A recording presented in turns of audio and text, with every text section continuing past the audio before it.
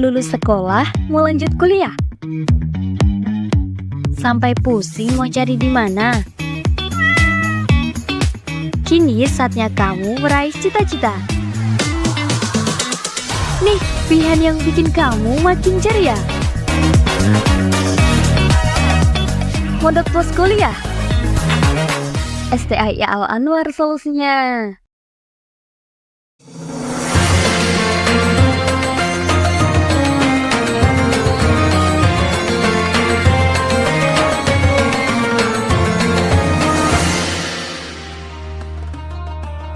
Assalamualaikum warahmatullahi wabarakatuh. Alhamdulillahi rabbil alamin. Wa afdalus salati wa atammut taslim ala sayyidina Muhammadin nabiyil ummi wa ala alihi wa sahbihi ajma'in. Amma ba'du. Sahabat Taklim Ramadan rahimakumullah. Pada episode kali ini kita akan membahas tema keutamaan membaca Al-Quran. Terkait dengan tema ini, banyak sekali dapat kita temukan hadis-hadis Rasulullah SAW yang menjelaskan tentang keutamaan membaca Al-Quran, baik membaca Al-Quran secara umum maupun membaca Al-Quran pada surat-surat tertentu secara khusus. Dalam sebuah hadis Rasulullah SAW bersabda, "Afdalu ibadati ummati qiraatul Quran." Membaca Al-Quran disebut oleh Rasulullah SAW sebagai salah satu ibadah yang paling afdal, ibadah yang paling utama.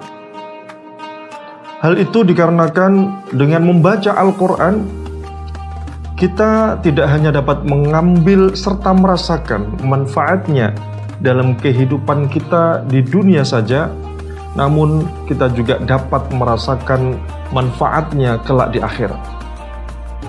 Hal ini sebagaimana sebuah hadis Rasulullah SAW, beliau bersabda, "Iqra'ul Qur'ana fa innahu ya'ti yaumal qiyamati syafi'an li ashabihi." Bacalah Al-Quran karena kelak pada hari kiamat Al-Quran akan datang memberikan syafaat kepada orang-orang yang gemar membacanya. Dari hadis ini, sahabat Taklim Ramadan yang dimuliakan Allah Subhanahu wa taala, kita dapat mengambil sebuah pelajaran bahwa Al-Qur'an ternyata diberi hak oleh Allah Subhanahu wa taala kelak pada hari kiamat untuk memberikan syafaat kepada orang-orang yang gemar membacanya, orang-orang yang gemar mempelajarinya, berusaha memahami kandungan maknanya, dan sekaligus dapat mengamalkannya dalam kehidupannya sehari-hari. Hal ini juga sebagaimana sebuah hadis Rasulullah SAW, beliau bersabda, "Khairukum man ta'allama al-Qur'ana wa 'allamahu." Sebaik-baik di antara kalian adalah yang mau mempelajari Al-Quran dari berbagai sisinya, dan kemudian setelah itu mau juga untuk mengamalkannya.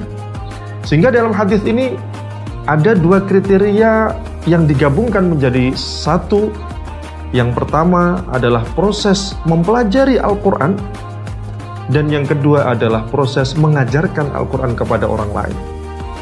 Jika dua-duanya ini dilaksanakan oleh seorang muslim, maka ia akan masuk dalam kategori khairukum, sebaik-baik di antara umat Nabi Muhammad SAW.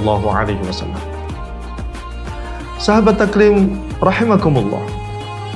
Selain itu, di dalam sebuah hadis dari sahabat Abdullah ibnu Mas'ud radhiyallahu anhu, beliau berkata, Rasulullah SAW bersabda, "Man qara'a harfan min kitabillah falahu bihi hasanah wal hasanatu bi'ashri amsalihha la aqulu alif lam mim harfun walakin alifun harfun wa lamun harfun wa mimun harfun." Rasulullah SAW bersabda, barang siapa yang membaca satu huruf dari kitab Allah, man qara'a harfan min kitabillah, membaca satu huruf saja dari Al-Quran, maka dengan itu ia akan mendapatkan satu kebaikan. Dan satu kebaikan itu akan dilipat gandakan menjadi 10 yang semisalnya, atau menjadi 10 kebaikan.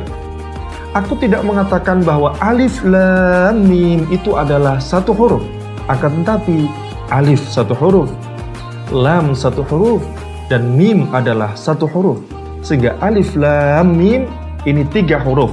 Sehingga orang yang membaca alif lam mim saja, ia akan mendapatkan 30 kebaikan. Sahabat Ali bin Abi Thalib radhiyallahu an, beliau menjelaskan terkait dengan hadis ini bahwa hadis ini menggambarkan tentang seseorang yang membaca Al-Quran di luar waktu sholat, walaupun ia sedang dalam keadaan tidak suci. Artinya satu huruf dibalas dengan 10 kebaikan. Sementara keutamaan orang yang membaca Al-Quran di dalam sholatnya dan dia sedang dalam keadaan berdiri posisinya, maka balasannya adalah 100 kebaikan. Kemudian jika Al-Quran dibaca pada saat duduk, biasanya orang-orang suka membaca tentu dalam keadaan yang normal membaca Al-Quran di luar di dalam sholat dan dalam keadaan dalam posisi yang duduk, dia akan mendapatkan 50 kebaikan. Nah, sedangkan Al-Quran yang dibaca di luar sholat dan dalam keadaan suci, balasannya adalah 25 kebaikan. Sungguh Allah Subhanahu wa Ta'ala memberikan banyak sekali kemudahan dan kemuliaan kepada kita sebagai umat Nabi Muhammad SAW melalui berbagai sarana amal ibadah yang kita bisa laksanakan dalam kehidupan untuk menjadi bekal kehidupan kita kelak di akhirat. Sahabat Taklim Ramadan rahimakumullah, demikian di antara beberapa riwayat hadis yang tentunya masih banyak sekali riwayat-riwayat hadis yang menjelaskan tentang keutamaan membaca Al-Quran. Semoga dengan ini kita termotivasi, terdorong untuk semakin giat dan rajin membaca Al-Quran, mempelajari kandungan makna Al-Quran, dan kemudian berusaha untuk dapat mengamalkannya dalam kehidupan kita sehari-hari, sehingga harapan kita kelak pada hari kiamat Al-Quran akan datang kepada kita, memberikan syafaat, memberikan pertolongan kepada kita. Amin ya rabbal alamin. Demikian yang bisa kami sampaikan. Semoga ada manfaatnya. Ada salah khilaf kekurangan, kami mohon maaf yang sebesar-besarnya. Wallahul muwaffiq ila aqwamit thoriq. Wassalamualaikum warahmatullahi wabarakatuh.